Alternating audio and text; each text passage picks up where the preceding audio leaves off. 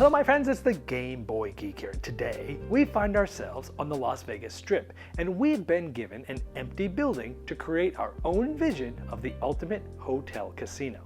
Now we'll need wealth to bid on the rooms that we're placing in our casino, like slots or fancy restaurants, but in the end, only fame matters. Vegas Showdown is for 3 to 5 players, takes 75 minutes to play, is for ages 14 and up, and published by Renegade Game Studios. Now today, we'll be doing a rule school where I'll teach you how to set up and play the game so that you don't have to read the rulebook yourself. Here we go.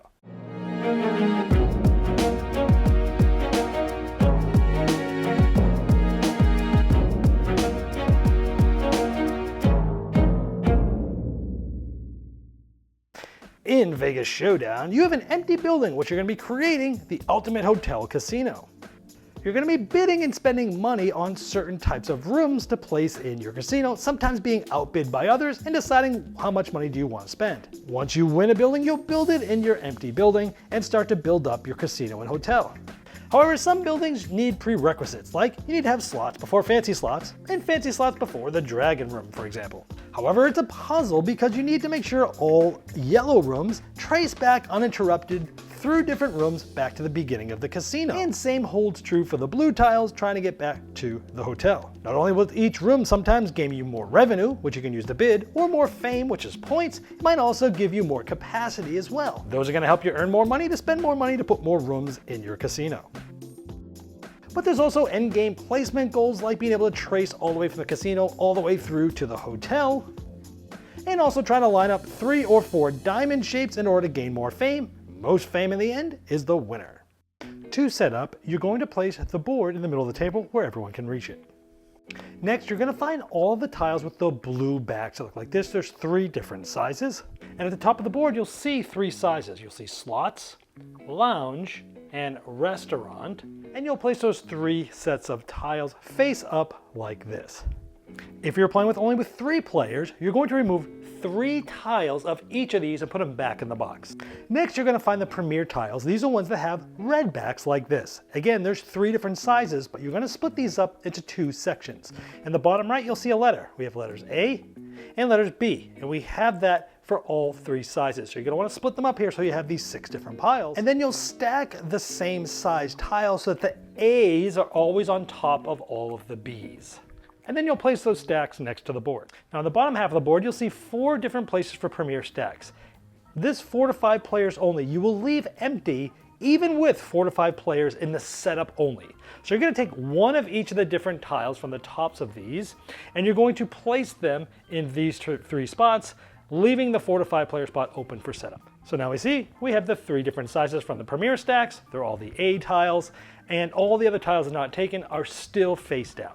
Next, you'll take the minimum bid markers, which are these translucent red discs, and place them on the bid track just below those premier tiles on the numbers shown. This is going to be at 18, and this is going to be at 18, and for example, this one is going to be at 42.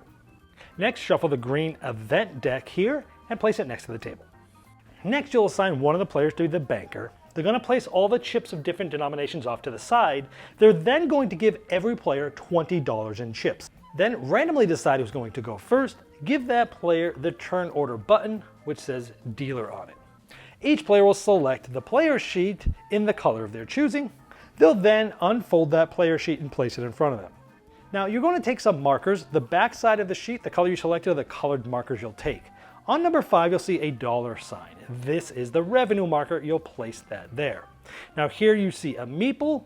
That is your capacity marker, and you're going to place it there to start the game. You'll also place your bid marker that looks like an obelisk to the side of your board for now. And in the upper left side of the board, players will place their star, which is their fame token. This is essentially points in the game. They'll place them on the score of 0 fame. The object of the game is to have the most fame as shown on the outside of the score track. Now you'll be getting fame for specific rooms or tiles that you're placing in your casino, and at the end you'll also be scoring more fame for how you've laid out your casino, but we'll talk more about that later. The game is played over multiple rounds. Each of the rounds is going to go through these 6 steps. And most of this is going to happen starting with the dealer button and going clockwise. Now the first step is drop prices. You skip this in the first round of the game, but since it's so simple, I'll show you what you'll do for future rounds. For any of the premier tiles that are still on the board, you'll look at the minimum bid and you'll move it once to the left. You don't go up and down, you just go once to the left like this. So if neither of these tiles were bought in that first round, if this was the beginning of the second round, they'd all move to the left once. And remember, you skip this during the first round, so it's really gonna stay like this. And you do this for all 3 of the premier tiles. Unless you're playing with 4 or 5 players, there would be a 4th tile there. So let's get to that next step, which is flip new tiles if needed. Now remember, this spot for 4 or 5 players only was left empty on purpose in setup, even if you were playing with 4 to 5 players, which means in the first round when you get to the step, if you're playing with 4 to 5 players, you'll always be placing a tile here. So if there is an open spot for a premier tile, you're going to flip an event card. And this one says slot tournament. Each player collects $1 for each slots and fancy slots on their hotel casino sheet. Well, it's the first round, nobody has anything, you can disregard that, but normally you would be activating this event. But then it's going to show you the tile of the premier types that you'll place here. Remember, there's 3 different sizes. This is sort of that medium elongated shape as it's shown here. And so we would flip over that medium premier tile, we would place it here, and we would set the minimum bid, so it's 33, we would set it like this. Now remember, you're only doing this if you have 4 to 5 players, and this only goes here during the first round, not during setup. If there were any other premier spots that were empty because those tiles got bought last round, you would do this again. You'd flip another event card, you would enact the event, and then you'd place a premier tile and set the minimum bid. And you do that for all empty premier spots. Now sometimes events might have a no bid chip shown here, like players can't bid on restaurants or fancy restaurants this turn. And in that case, you'd place a no bid token and place it on the corresponding spot to remind people that they can't bid there this turn. After you've flipped all new tiles needed, you're then going to collect income. Every player is going to get income equal to the lesser of the 2 markers, your revenue marker and your capacity marker. At the beginning of the game, it's going to be 5 because that's the lowest of the 2. So everyone's going to get $5 during the collect income step in the first round of the game. Next, you're going to choose actions. Again, starting with the player with the dealer button and going clockwise, each player is going to choose one of the 3 actions. The first thing you can do is bid on tiles. Here we have the standard tiles, slots, lounge, and restaurants. If you want to bid, you take your bid marker and you place it on one of the numbers that's open. Now for these tiles, the yellow spots are the minimum bid, and this spot over here is only for 5 players. In this case, it actually has 2 bidding tracks for the slots, but again, only for 5 players, otherwise only this one is open. So let's say I want to bid on this slots. I can bid anywhere here. Even though this is the minimum bid, I don't have to bid the minimum bid. I can bid something higher, but let's say I go ahead and bid that minimum 5 for slots. It'll be the next player's turn. Let's say they want to outbid me. Let's say they go 7 for slots. We leave that marker there, I've been outbid, until it comes back to my turn. Let's say it's the green player's turn, they want to bid on one of these premier tiles, the table games. Now remember, these are the minimum bid markers here, so they could bid 18, or they could bid 21 or 25 or anything else, but let's say they go minimum bid like that. And let's say the 4th player goes here for a minimum bid for fancy slots. Now when it comes back to you, again, if you've been outbid, like let's say it's my turn, I've been outbid, I take this back and I can rebid again. Now remember, there's 3 different actions. Bidding's one of them, it's the one you'll do most often, but if you've been outbid, you could also, instead of bidding, you could take one of these other 2 actions, which I'm going to go over later. You can also take those instead of bidding in the first place. I'll go over those actions later. In this case, let's just assume I've been outbid and I want to bid again. Now, if I wanted to, I could say, you know what, I really want this slot, I'm going to outbid that red player and go back and forth with them.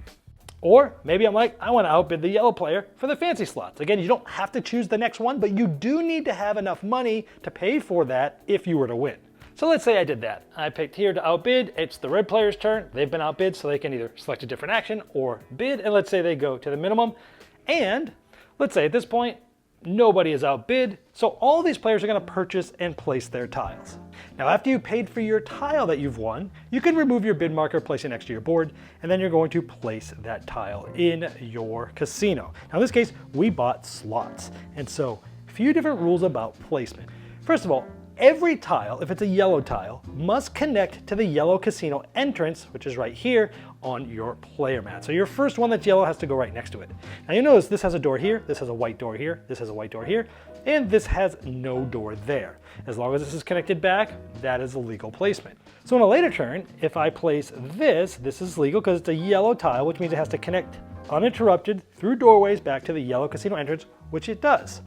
Now it doesn't matter which tile colors it does go through, as long as this, when you place a yellow one, it can trace back uninterrupted to that yellow entrance. Now keep in mind that when placing the tile to follow these rules, you can rotate a tile in any direction in order to line up the doors the way you need it. Now on a future turn, let's say I built this one. Now notice that this one A is green and B has this doorway that goes to nothing. This is legal as long as this lounge can work its way back to either entrance because it's green. Because green is like a wild there. Remember, all yellow tiles have to be able to trace all the way back through doors uninterrupted to a casino entrance like that. The green can either go to this casino entrance or it could go to your blue entrance, which is the hotel entrance. However, much like yellow tiles need to be able to trace a path uninterrupted through doors to the yellow casino entrance, all of your blue tiles must be able to do the same thing, but trace back to the blue hotel entrance, as you can see a door here. Now you'll notice there's 2 columns of yellow on your sheet here and 2 of blue here. Now you can still place greens and other tiles here, assuming all those other placement rules I mentioned are correct. However, this is going to help you with endgame scoring, but we'll talk about that later. Now remember, you're only purchasing one of these tiles at most per round, but some tiles have prerequisites.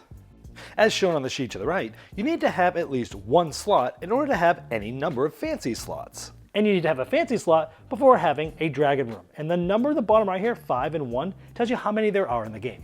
And there's similar prerequisites for both the green tiles and the blue tiles. For example, you need a restaurant to have either a fancy restaurant or a buffet, for example. Now when placing one of these, say, fancy slots, even though you need to have 1 slot, they don't have to be adjacent with each other. In fact, none of these tiles do except for one exception. And that is the nightclub, and it says it right on the tile. It must connect directly to a lounge or a fancy lounge. So you might say, well, what happens if I get a tile, I buy one, but I can't place it? Well, when you buy a tile, you don't have to place it immediately. For example, let's say I purchased this fancy lounge. Well, I can't place the fancy lounge because I don't have a normal lounge. So instead of placing it on my board, I'm going to place it right next to my player sheet off to the side. Now by default, when you place something in your casino, it must stay there. You can't remove it or move it to another place. By default, there's some special actions that will let you rearrange things. So let's talk about those other 2 actions. Now remember, on your turn you're taking 1 of 3 actions. So far I've only showed you bidding because that's the one you take most often. However, there are 2 other actions you could take. One of them is publicity. To do so, you place your bidding marker on that spot and any amount of players can select this during your turn. Remember, you could select this the first time you're selecting what you're going to do on your turn, or you could select to go there if you've been outbid. Now the first thing you'll do is you'll get 1 fame, which essentially is points around the edge of the board. And then that will let you place a tile that's off the side of your sheet. Now remember, when you purchase a tile, most of the time you're going to place it into your casino, but because of prerequisites that we just talked about, you might not be able to. So for example, let's say in round 2, we bought the fancy lounge, but we can't place the fancy lounge because we don't have a lounge. So in round 3, we bought a lounge and we placed it like that. So let's say now it's round 4, we selected publicity, we gained 1 fame, and now we can place a tile like this. Now we can place it like this if we want to, or we can place it like this. It doesn't matter because it does follow all the placement rules that we talked about. Now instead of placing a bid or going to publicity, you can go to renovate. And again, any amount of players can go here. This allows you to take up to 2 tiles, 0 to 2, off your casino sheet and place onto that 0 to 2 tiles. For example, let's say we had bought a fancy restaurant, but we couldn't place it the time we bought it because we didn't yet have this restaurant. In a future turn, we place this restaurant here. And let's say we also place the lounge here. And now we say, you know what, I really want to get this fancy restaurant out there. You take the renovate out. You can take 0 to 2 tiles off your board. Let's say we just do 1 of them there. Then you can place 0 to 2 tiles from off your board onto them. They could be the same tiles or different tiles. And maybe now we want to renovate places here because we want to tuck this fancy restaurant into the corner because it doesn't have any other doors. So we stick it in the corner like that. Now, after you've chosen your actions, I've just showed you all 3 of them, that's when you're going to adjust fame, revenue, and capacity based upon the tiles that you just placed. For example, let's just say we placed this tile. We would get 1 on our capacity like that. You'd also get fame, so you'd move up 4 points on the fame track, which is that scoreboard around the edge of the board.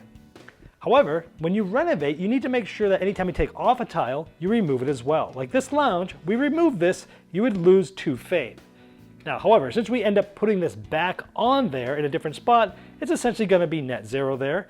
But if you take it off and you keep track, you won't lose track there of your points and your fame. Here, I would then add 2 of my capacity, 1 on my revenue, and I'd gain 3 fame. So make sure anytime you place or remove tiles, you're updating your fame, your revenue, and your capacity trackers. Now let's say you move either your revenue or your capacity tracker past the number 20. You would place a plus 20 marker on your sheet and put your marker right on top of that to remind you. You then pass the turn order button, the dealer marker here, to the next player clockwise. And you continue going through these steps of a turn. You need to fill a premier spot on your casino, and there's no size tiles of that type left in the draw pile, or if any player has completely filled up their entire casino. If either of those two things happen, you go to the end of the game. Then you're going to look at the final scoring in the upper right hand of your sheet and go through all of these. The first one is filled casino, and this shows you the amount of points that everyone gets. For example, remember these 2 columns have a yellow base there. If it's green or yellow on all those, you get 5 points, which we do. These 2 columns were blue, it has to be green or blue. In this case, both of these columns are all green or blue, so another 5 points for that. If you're able to connect the hotel to the casino, you have 3 points. Now look at this, we have the entrance, we go through the slots, we come down here, we come around here, we come up here, we come up here, and we get to the entrance. So we get 3 points for that. Then you're gonna look at your capacity and revenue markers. First place gets 5 points, second place gets 3 points, and third place gets 1 point. Same scoring for both revenue and capacity. If 2 players tie for the most, they split the fame for that place and the next place rounded down. So in that point, both of them getting 4 points. If 2 people are tied for second place, they get 2 fame each, splitting the 4 points. And if 2 people are tied for third place, they both get 0 fame. However, if 3 or more players tie for a place, they split the fame for that place in each place down. For example, if 3 players tie for first, each person scores 3 fame, because it's a total of 9 fame divided by those 3 players. Next, you'll score a point for every full $10 you still have on hand. Now, sometimes you might see these diamonds that make either all 4 or sometimes 3 of them, and you'll get 1 or 3 fame respectively, and whoever has the most fame at the end is the winner. If there's a tie, the player with the most cash wins, and if it's still tied, they share the victory. Well, I hope this helped you dive right into Vegas Showdown faster than you normally would if you had to read the rulebook yourself. Now, if you have questions about the rules, there's a link in the description of this video right below me. That's the best place to ask them because I'll be notified, but so will Renegade Game Studios.